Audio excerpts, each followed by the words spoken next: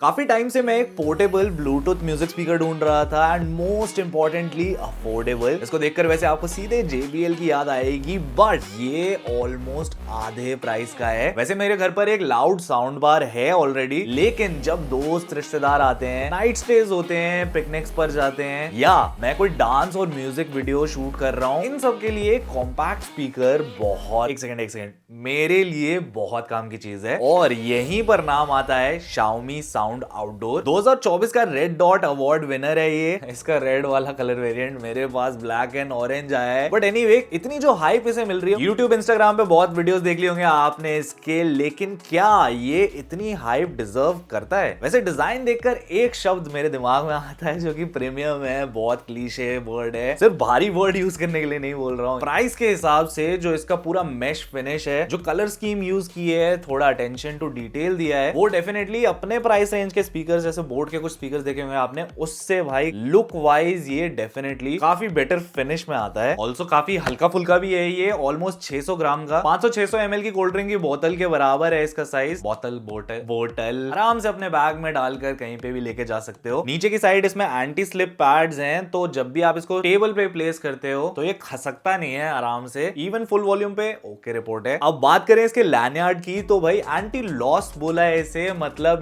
ये जो दिख रहा है ना आपको, इसको आप अपने बैग पर अटैच कर सकते हो इधर उधर ले जाने के लिए। एंटी लॉस इसलिए बोल रहे हैं क्योंकि ये बिल्कुल चिपका हुआ है, बॉडी से ही चिपका हुआ है भाई। इसको निकालोगे, खींचा तानी करोगे, बहुत जोर लगाओगे तभी ये फटेगा। मैंने तो ट्राई नहीं किया, पर अच्छा खासा वेट ये सह सकता है। एंटी लॉस इसलिए बोल रहे हैं क्योंकि इसमें कोई बटन या क्लोज करने का झंझट नहीं है, जिससे थोड़ी बहुत दिक्कत भी हो सकती है कि भाई इसको आप खोल के अटैच नहीं कर सकते किसी चीज पर, लेकिन एक बार अटैच कर दिया तो भाई टेंशन फ्री हो, आपका ये लटका ही रहेगा ऐसे स्पीकर।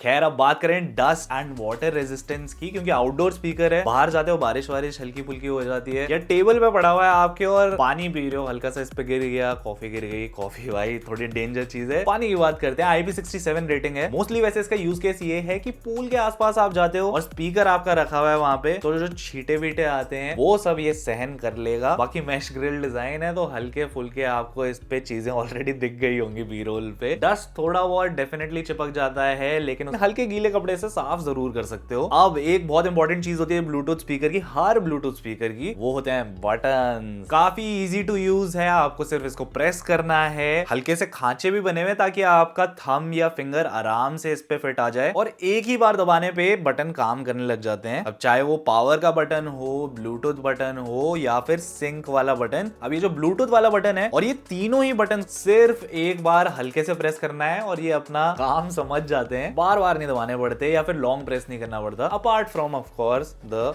Volume button. बाकी इस वाले साइड पे एक चार्जिंग का पॉइंट भी दे रखा है, USB Type-C से चार्ज कर सकते हो इसको। बैटरी कैसी है इसकी आगे चल के बात करेंगे। थोड़ा सा टर्न करने पर यहाँ पर 3 बटन दे रखे हैं, वॉल्यूम अप डाउन और प्ले पॉज के, जो हैं तो काफी टैक्टाइल। जो बटन है सब easy to understand and easy to use है, और जो पेयरिंग वाला बटन है, खास करके भाई बहुत लोगों के वीडियोस में आपने देखा होगा, यस, इससे आप 100 स्पीकर सेम टाइप के कनेक्ट कर सकते हो। अगर आपके दोस्तों के पास भी ये है तो उनको बोल दो नाइट स्टे पर लेकर आ जाओ, और सारे अपने अपने स्पीकर पे सेम टाइम पे सेम गाना प्ले कर सकते हो। अब साउंड की बात नहीं करते, आपको अलग अलग गाने सुनाता हूँ।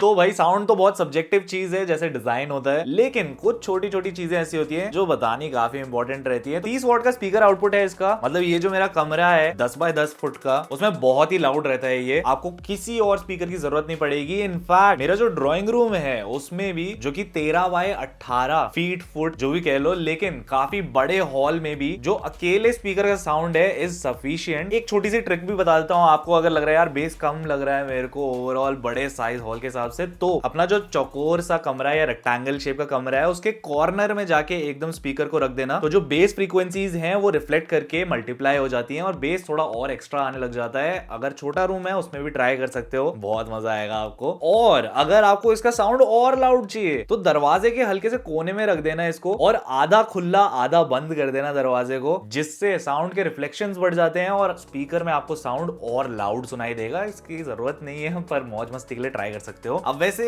सारी चीजें तो एकदम तगड़ी नहीं हो सकती हर स्पीकर के बारे में, एंड इसके बारे में भी कुछ कुछ चीजें मैं आपको बताता हूँ जॉनर स्पेसिफिक। जैसे इलेक्ट्रॉनिक म्यूजिक सुन रहे हो, EDM, hip hop, pop, Diljit पाजी के गाने सुन रहे हो जिसमें इलेक्ट्रॉनिक एलिमेंट्स ज्यादा हैं, उसके लिए इवन एट मैक्सिमम वॉल्यूम 100% पे भी आप सुन रहे हो, बिल्कुल नहीं फटता, साउंड क्लीन रहेगा एकदम। इनफैक्ट जो वॉइस की क्लैरिटी है वो भी टॉप नॉच है इसमें। पर जिन सॉन्ग्स में एनालॉग इंस्ट्रूमेंट ज्यादा आ जाते हैं, जैसे हेवी गिटार्स प्ले हो रहे हैं, एकूस्टिक ड्रम्स लेड आउट हैं, अलग अलग टाइप के रियल इंस्ट्रूमेंट्स बहुत ज्यादा बज रहे हैं, तब मैंने इसके मैक्सिमम वॉल्यूम पर हल्का सा डिस्टॉर्शन महसूस किया। अब ये मेरे यूनिट के साथ है, ये सारे यूनिट्स में किसी ने खरीद रखा है तो नीचे कमेंट्स में बताना। रॉक और मेटल में खास करके जब 100% रहता है, इनफैक्ट 80% पे भी हल्का हल्का सा डिस्टॉर्शन फील होता है, या तो जो ग्रिल है इसका इतने अच्छे से वाइब्रेट नहीं होता, तो हल्की सी खनखन आवाज आती है। लेकिन for most of the songs जो आजकल की डेट में इलेक्ट्रॉनिक म्यूजिक पर ही आधारित हैं, उनमें आपको ऐसी कोई दिक्कत फेस नहीं होगी, उसमें इसकी क्वालिटी टॉप नॉच है। लेकिन हाँ, फॉर रॉक एंड मेटल मेरे पर्सनल यूनिट में तो भाई मुझे ये फेस हुआ कि फ्रीक्वेंसीज जो है ना, अलग अलग शार्प फ्रीक्वेंसीज होती हैं, फिर बेस फ्रीक्वेंसीज होती हैं, उसमें हल्का सा क्लैश आने के चलते थोड़ा डिस्टॉर्शन कभी कभी इंट्रोड्यूस हो जाता है इसमें। पर फिर भी जो भी इंस्ट्रूमेंट्स इसमें हैं, गाने में हैं, उनका सेपरेशन काफी अच्छा है। इनफैक्ट इसमें जो डुअल सबवूफर रेडिएटर्स हैं एकदम क्रिस्पी बेस निकाल कर देते हैं। ब्लूटूथ 5.4 भी है इसमें, जिसके चलते पेयरिंग काफी सिंपल हो जाती है। बटन दबाओ बस और पेयर हो जाता है आपका टैप करते ही। 2-3 डिवाइसेस अलग अलग पेयर कर सकते हो। इनफैक्ट अगर ऑलरेडी कनेक्टेड है तो ऑन करते ही स्पीकर ऑटोमेटिकली कनेक्ट भी हो जाता है। बैटरी 2600 mAh की है, मतलब ऑलमोस्ट 12 घंटे का आपको ऑन पेपर्स ये प्लेबैक निकाल के देता है। मैं तो भाई मोस्ट टाइम्स 100% पे ही सुन रहा था स्टार्टिंग में, तो मेरे को ऑलमोस्ट 6 घंटे का प्लेबैक दे रहा था, 5.5 से 6 मान लो। लेकिन जिन दिनों मैं इसको लेकर घूम रहा था अपने बैकपैक में, पार्क में बैठे हुए भी इसे सुन रहा था काम करते वक्त, तब जो वॉल्यूम है इसका 100% पे नहीं था, ऑफ कोर्स 50, 60, कभी 40% पे। तो जो स्पीकर है आराम से 2 से 3 दिन लास्ट कर गया, मतलब 9 से 10 घंटे का प्लेबैक निकाल के दे देगा अगर आप इसको कम वॉल्यूम पर चलाओगे, अराउंड 40 to 60%। बाकी जो चार्जिंग है वो भाई USB टाइप सी पोर्ट से होती है। 2.5 घंटे ऑन पेपर्स बोला है, आप समझ लो 2.5 से 3 घंटे, या फिर बीच का 2 hour 45 मिनट्स में आपको फुल चार्ज हो जाना चाहिए। मैं तो एक बार ही लगा के रख देता हूँ और फिर साथ ही में प्ले भी कर लेता हूँ गाने इस पर। और वैसे port USB type C port की बात की तो एक चीज की कमी जरूर मेरे को खली, जो की है 3.5 mm जैक। अब देखो जमाना बदल गया है, हम लोग फ्यूचर में आ गए हैं, ब्लूटूथ के थ्रू सारे गाने सुन रहे हैं, लेकिन कुछ सिचुएशंस ऐसी होती हैं जहां पे मेरे को 3.5 mm जैक की जरूरत थी और वो आपको इसमें नहीं मिलता है। अब मैं समझ सकता हूँ कि प्राइसेस भी कम रखनी है और पूरे स्पेस का अच्छे से यूज भी करना है ताकि तगड़ा स्पीकर निकल कर आए, जो कि ये ऑलरेडी है। लेकिन अगर आपको चाहिए अपने ब्लूटूथ स्पीकर में 3.5 mm जैक, तो ध्यान रखना इसमें नहीं है। एंड फॉर Xiaomi, अगर आप ये वीडियो देख रहे हो, I feel, think and believe कि USB टाइप सी काफी एक एसेंशियल पोर्ट है जिसके थ्रू ऑडियो भी हम लोग ट्रांसफर कर सकते हैं, ऑडियो प्ले कर सकते हैं। तो